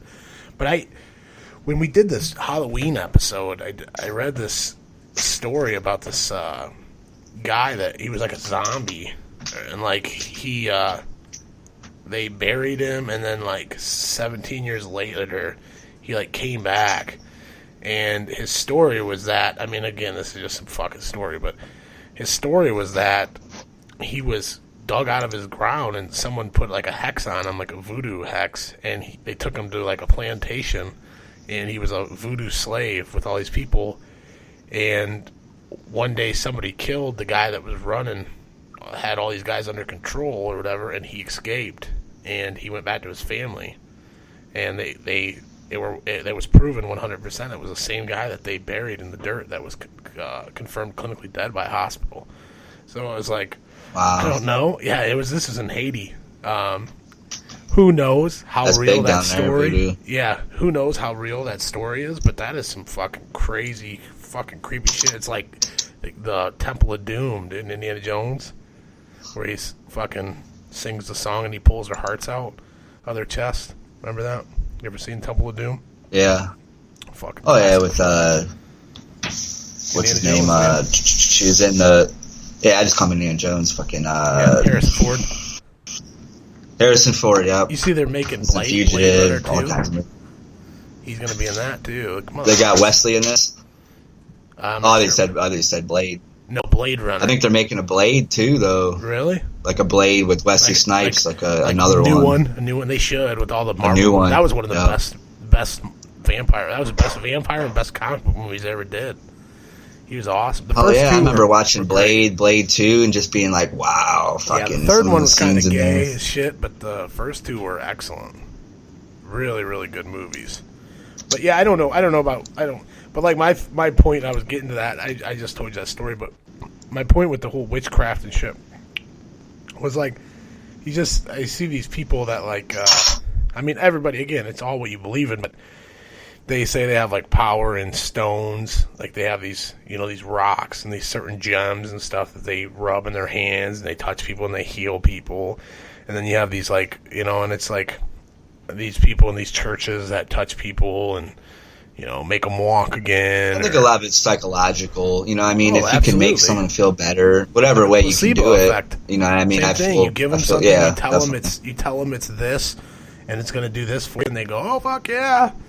And I think my girlfriend was telling me about this guy that he had these. I think he was. I don't know if he was schizophrenic or. I think he was schizophrenic, and he had all kinds of, psychological disorders and mental disorders, and I guess mental and psychological are the same thing. But he just had all these mental issues and like deep-seated shit. And I mean, he had all these problems growing up, but he had this medicine, and this one medicine was the only thing that worked for him. And they stopped producing this kind of medicine, so they started giving him this other medicine. And it wasn't working. He was just he was having these reactions, and he was off his rocker again. He was all schizophrenic and crazy and talking to himself, and they just could not. He was out of control, and they didn't know what to do because this medicine was no longer being produced, and they thought this is the only thing that works for him. So some doctor had the idea of giving him sugar cubes, and you give him sugar cubes and told him they made the medicine again. And that was the medicine. It was little sugar cubes, and they started feeding him these sugar cubes. And every time he had them, he went right back to normal. Like he was fine, like he was taking his medicine again, but he wasn't. It was just sugar cubes. But your immune system has a direct response to, like, what your brain believes. Yeah, what your brain believes. As soon as the stress stopped, you might have felt, just thinking that the pain is going to be gone from something he took. His body will already start releasing endorphins before even the medicine would have a chance, whether it be a sugar cube or a medicine to kick in. Yeah, it's amazing though. But I agree with what you're saying, like that positive thinking, or just that when you believe something full-heartedly in your brain or in your heart, even that it is what they told you it is, then you believe it, and your body can have reactions. And I think the most amazing thing, me and Dan touched on this a little bit last time, but is these new studies they're finding out about gut flora, your stomach flora and bacteria that's inside of you, and how much we never knew anything about it, and now they just linked it to Alzheimer's.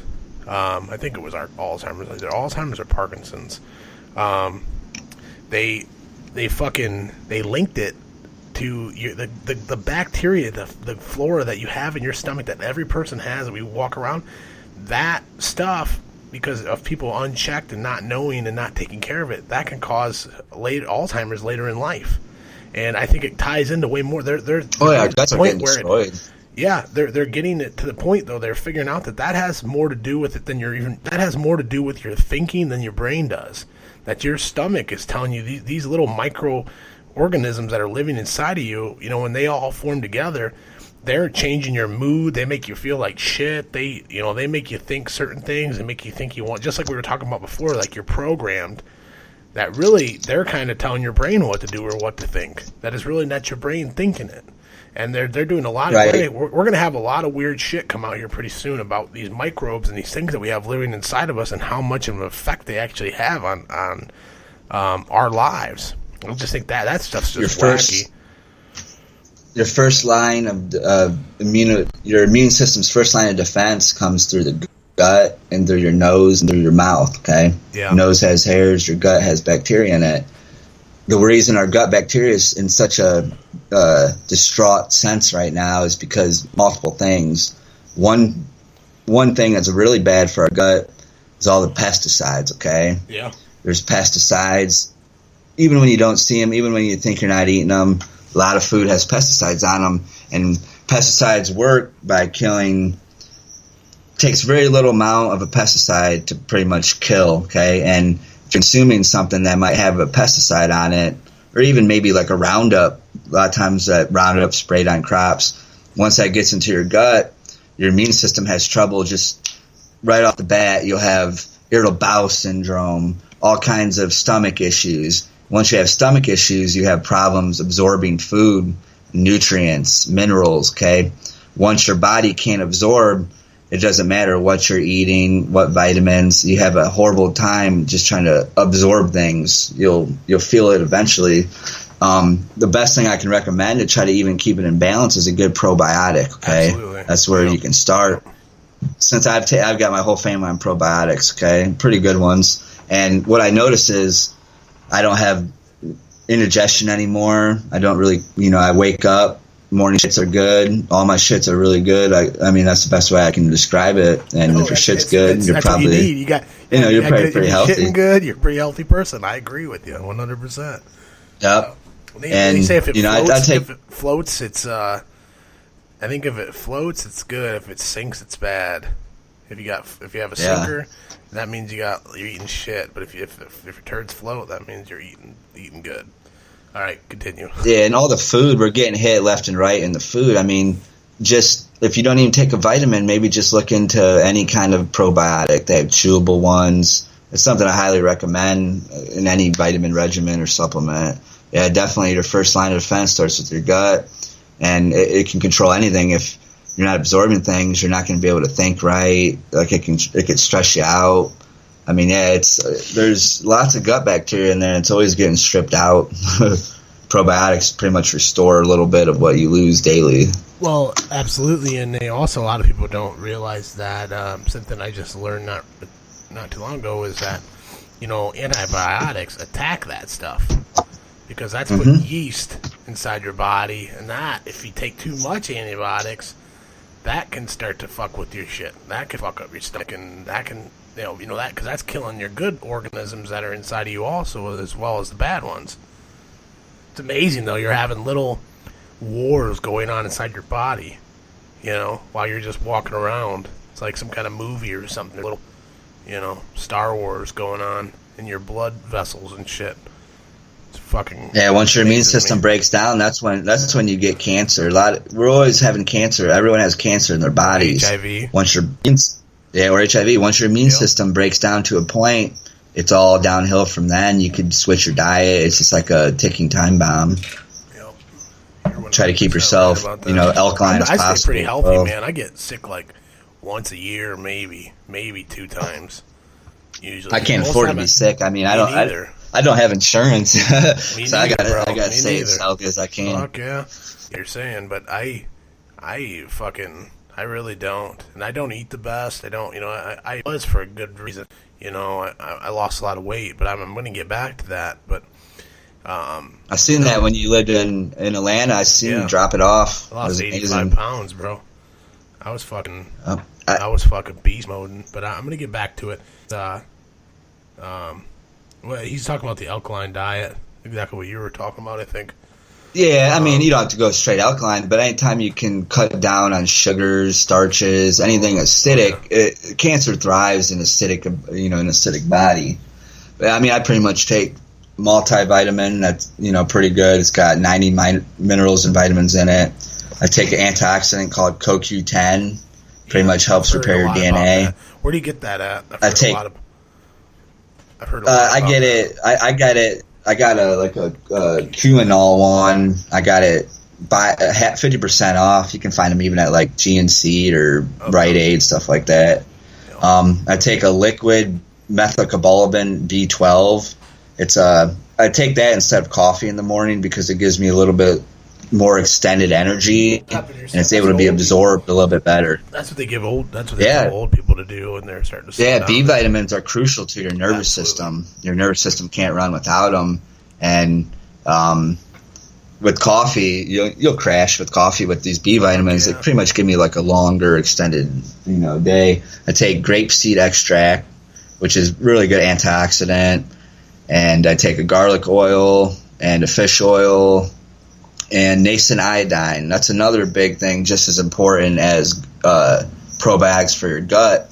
Nascent iodine pretty much helps your thyroid from absorbing toxins, and it detoxifies your thyroid. Your thyroid is one of your first, defenses against radiation.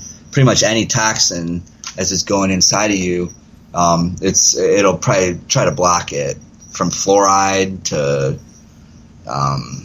anything you can imagine. It's one of the best things, because once your thyroid's covered, toxins like radiation won't be able to cover it. Like a lot of times, like if they fear a nuclear attack or something, they'll say get your iodine. Okay, they'll have like sodium iodine or some kind of basic iodine. That's for your thyroid right there. So I pretty much take that to kind of block all the toxins that I'm exposed to every day. And I take that every day, and from just those vitamins alone, I'll get about a 5-hour window where I'm sharp. I feel young again, you know what I mean? It feels real good. I can think straight. And on days I don't take vitamins, I definitely can tell something's missing. It's hard to get everything you need from just your basic diet. And I got it where it doesn't cost me a lot for my vitamins and supplements. I got it, maybe down to like $50 a month for my whole family for everything. So it doesn't really cost a whole lot. Fuck no, it don't. That's awesome. Maybe I'll take a picture of all the vitamins and give a description. Maybe you can, post send it my way.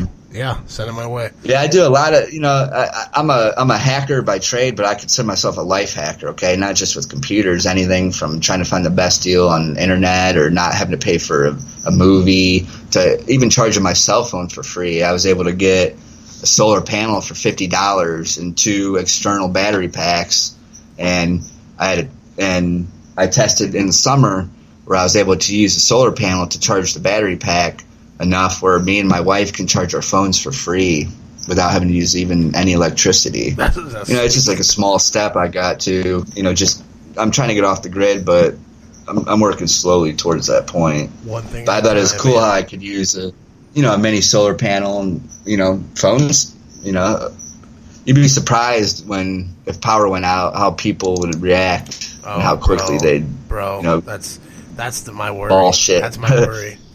There's two or three things that if you take away from people, they're going to go insane. The first one being food.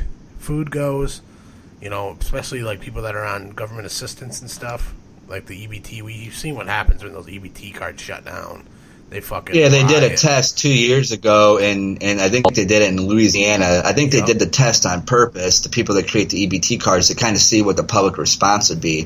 What happened is fucking hell broke loose. Yeah, they raided all the stores. They made EBT cards either get disabled completely, or they triple or quadruple loaded some cards, or put no limit on some cards. And what happened is people were rioting, bitching in the store, saying, "Where's my food?" Buying, and the ones that had the glitch where it loaded extra on the card, they were buying lobsters and crabs, running out the door.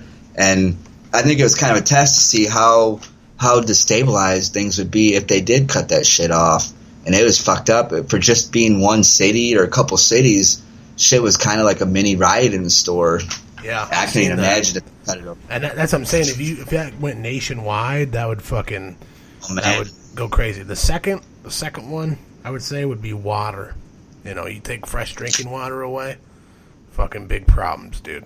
Big problems. The third one, I can't even think. What were we talking about? What were we getting to? The 3D things that they... Well, I have... What were you saying before that? You were saying... God damn it, I'm not even stoned. That's the funny thing. I'm actually sober. Yeah, me neither. And I'm due. I'm sober for once, and I can't fucking remember. God damn it. But anyway... Oh, if the electricity went out, if the water went off. Oh, exactly.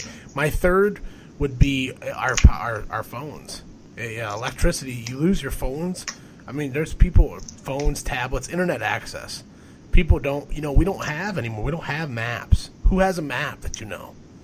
Who has, Right, exactly. Who has fucking, our contacts? Who has a phone book of things written down? Nobody. Right, I'll tell people how to get to my new house here, and it'll be an easy path. And there's a road that all the GPSs through phones will take them, and it's a really fucked up road.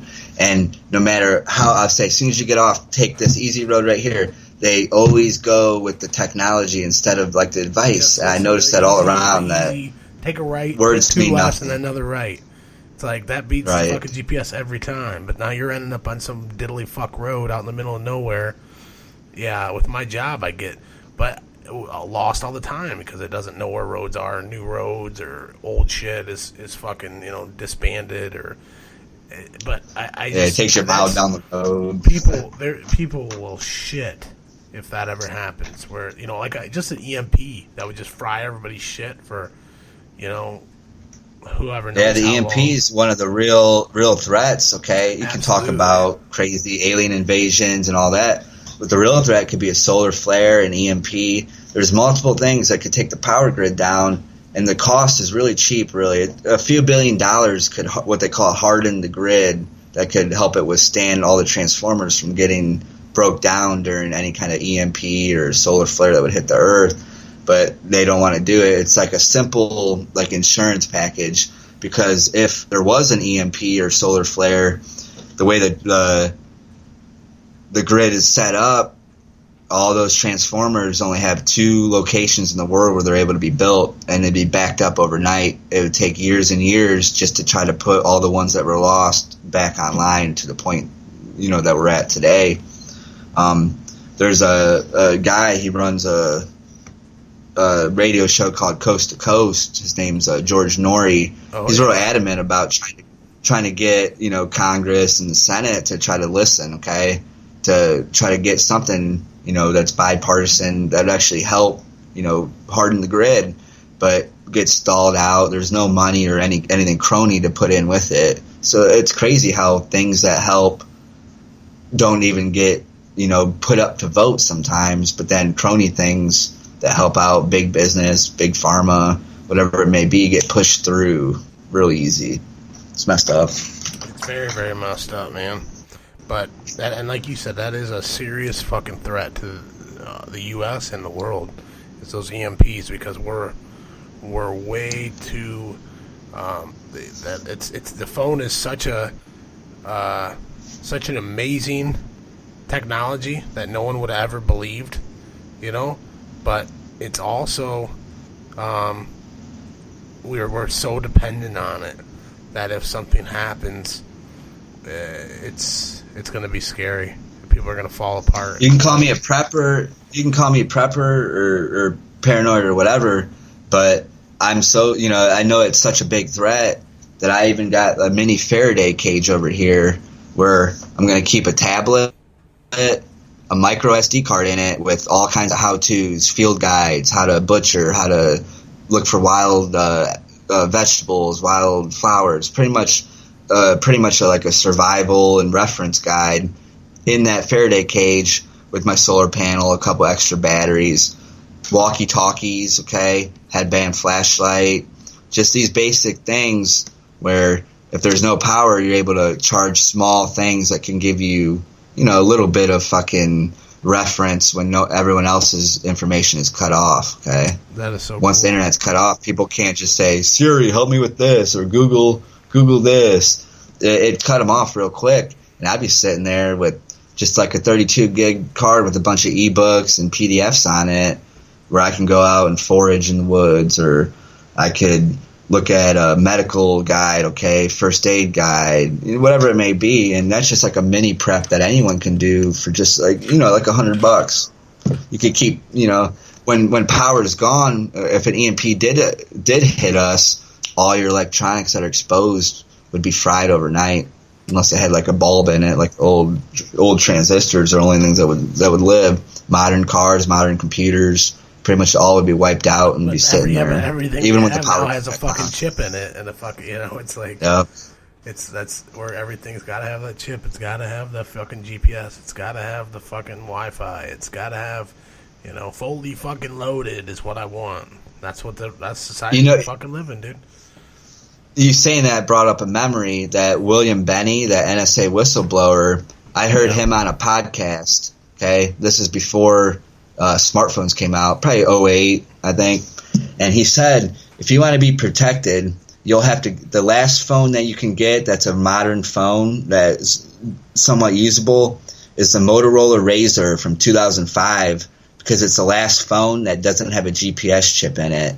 Any phone after that date of 2005, even flip phones, have that GPS in there for 9/11 safety, so they can find you in an emergency. He goes, I have a 2005 Razr, the thinnest Razr. It works on CDMA towers, and they can't track where I'm at. Any other phone, no matter what you do, they could look you up at any moment at any time. Wow. Which I thought was kind of crazy for someone to say that. That is crazy. That you have to go to a phone. Yeah. Nuts, man. As technology improves, they're backdooring things left and right, okay? I've heard whistleblowers from Ford say, if you're going to buy a car, buy it before 2006. That's all I can really say. The way they have almost like a black box in there, okay? Tracks your moves, tracks your speed. And it's kind of a secret thing that law enforcement will know about a little bit, insurance companies. It'll say so-and-so, blah, blah, blah, rolled over and died, or got in a crash or caused a head-on collision.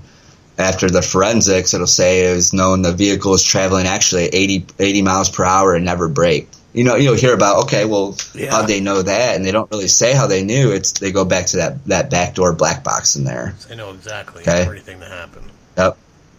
And even software started getting backdoored after 9/11. They created the Patriot Act, okay?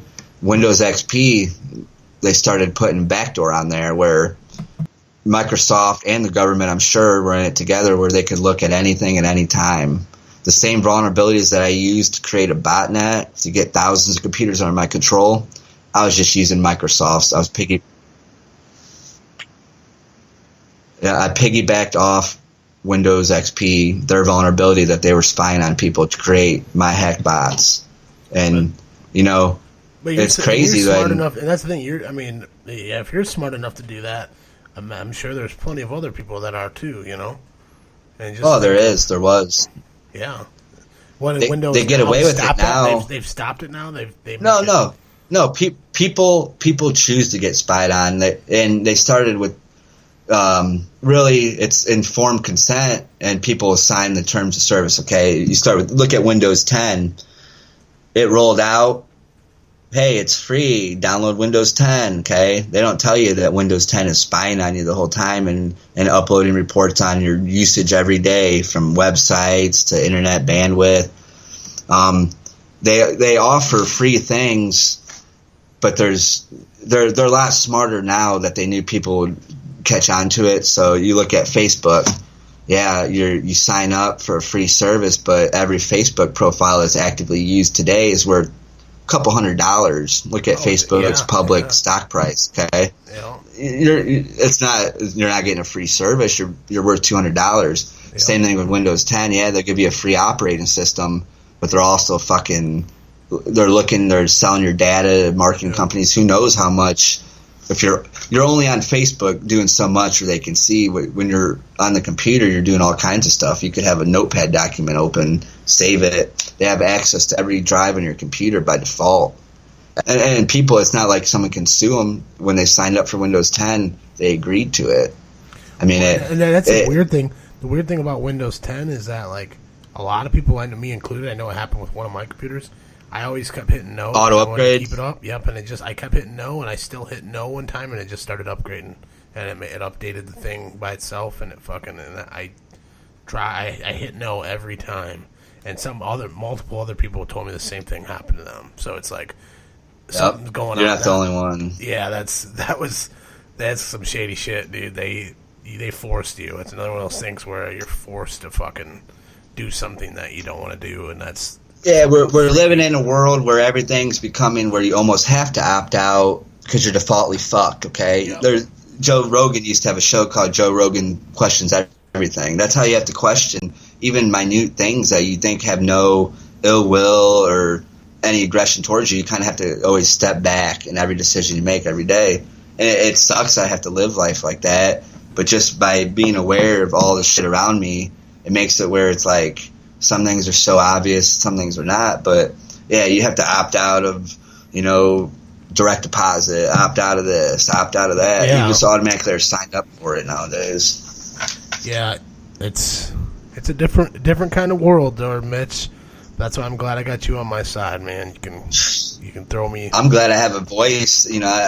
I'm pretty busy. I don't, I'm back on the internet in the last 9 months. I don't have a real good platform to get this information out. I started pretty much just like a basic Facebook group where I just kind of post things I see relevant that might not be covered in the mainstream. Well, kudos to you. I'm happy for the opportunity. No, dude. Thank you for doing this. Kudos to you, though, on your Facebook page. Thank you. I appreciate that. Yeah, dude. Fucking solid work. I try to make it a place where if someone, I know people are busy, if they get home from work, they don't want to go through Snopes or CNN or whatever way they're getting their information. It's something they can look through and just kind of get a general feel of what's going on today, the last couple days. Yeah, I try to make it. That's exactly what I try to do with the RowdCAST. I try to make things that I think are. It's usually things that are more, and more like that stick out to me, maybe in the news and stuff. But I think yours is just a general overview of really like the news. It's really the things that are important or should be important, I guess. But it is ahead of the curve's news and information on Facebook. If you're not following that, and you like the RowdCAST, I would definitely highly recommend getting over there and following his page because you'll be happy you did. Appreciate the plug. Yeah, man. One last thing that I want to talk to you before we get out of here was today they announced that the old police chief of Sandusky County that I've talked about a couple times on this podcast, Sheriff Kyle Overmeyer, was sentenced to 4 years in prison for his role in stealing prescription medication from multiple different area police stations, and he took these prescription pill drop boxes that there was some program, I use the word program with quotation marks, that the state was doing to collect all these and destroy them, and he was taking them and doing something. I don't know if he was using them or selling them, but he's going to prison for 4 years. What do you think about that? You have I think they sentenced him specifically 4 years for a reason, because the way Ohio law works, okay, they have what's called judicial release, okay? It's where you only have to serve a percentage of your sentence. Usually if it's 5 years or less than 5 years, the minimum you'd have to serve in all good senses is 6 months. So technically, this sheriff with the 4-year state prison sentence could technically, with the right judge, could be out in 6 months, which I think is really ridiculous, because an officer of the law should be held at a higher standard. Absolutely. They shouldn't have extra rights, and they shouldn't have, a better, especially a sheriff, okay? Yeah. And, corruption goes all the way from the top of the White House and Pentagon all the way down to local sheriff departments all across the country, whether they're planting drugs, stealing drugs, harassing, minorities. It goes on and on. This guy, some of them don't get caught, most of them don't get caught, and they're protected. Okay, they always have protection. Rings within. If it's your word versus their word, everybody at the station and everybody else is going to back them up. And that's and even people. Some people are apologists for whatever a cop can never do no wrong. I'm not saying all cops are bad or all cops are good, but when something like that happened, the cops around him should have known he was a ticking time bomb. If a police sheriff, okay, of a county gets addicted to opiates, okay, that's one thing. As they knew he was addicted and kept kind of pushing it off or letting it go through him stealing, evidence from other police departments, there is a time and a place, and no time or place did anyone come across and expose him. They waited till it got so outrageous it took other police departments to say, hey, we got something going on here. We need you to investigate. And even after the investigation, he was cocky about it. He didn't show no remorse, nothing. And that's two things you can't let corruption can't let a corrupt official corrupt the whole department. And that's why my hat's off to the police officers, the police chiefs that got together from the surrounding. Yeah, it was the Bellevue police chief that he's the one that really kind of put two and two together, that things weren't making sense, that what was being told him and what was being done. Yeah, but shout out to them because they're doing their job. They're not supposed to. Yeah, you're a cop. You wear with the drug war. With the drug war, it's affecting every community, every police department, even in our hometown of Bellevue. I've been paying attention. Okay, people are so worried out there of heroin and clowns and all the shit that seems to be like a problem. That it took someone called the police and said there's a man walking down the road, not doing anything illegal, dressed in clown makeup and wearing a hooded sweatshirt. And the cops went out and, had to investigate that. I think that's a waste of resources. Also, absolutely. There's people I'm seeing that are getting pulled over, okay? I know these people. I know a lot of them are square as can be, okay? No drugs, no nothing. The police, the younger cops, they got a couple younger ones, are coming in and they'll ask for permission to search, okay, looking for that big bus for credit or publicity or whatever it may be. Person will say no. Cops will stall. They'll call another police officer, maybe another one. Then eventually they'll stall long enough to get the drug dog to come. Drug dog will come. He's only been on the force for a couple years. And the handler, multiple times, I don't know if it's the handler or the dog. Either the dog can't smell or the handler's doing a false hit. Dog will run around the car. Handler will say, yes, the dog hit. They'll search the car. No drugs found. And this is going on at least 50 times in a year, okay? That's pretty bad for a dog to be wrong 50 times. Either its nose ain't working or the cop's lying. But, you know what I mean? I've been sitting back here. You're able to check, starting the last couple months, you can check daily police logs of Bellevue Police Department, and it shows every single call that came in, from a traffic ticket to a wild loose dog to an overdose and stuff like that. It ain't hard to see what's going on. I look through it daily. I take screenshots. I know some corrupt is going on where they're looking for bust or harassing people. There's a lot of rights violations that are going on. If the cops play by the rules and can get criminals that are dumb to give up their own rights, that's one thing, okay? There ain't no excuse for that. You just have to raise public awareness on that.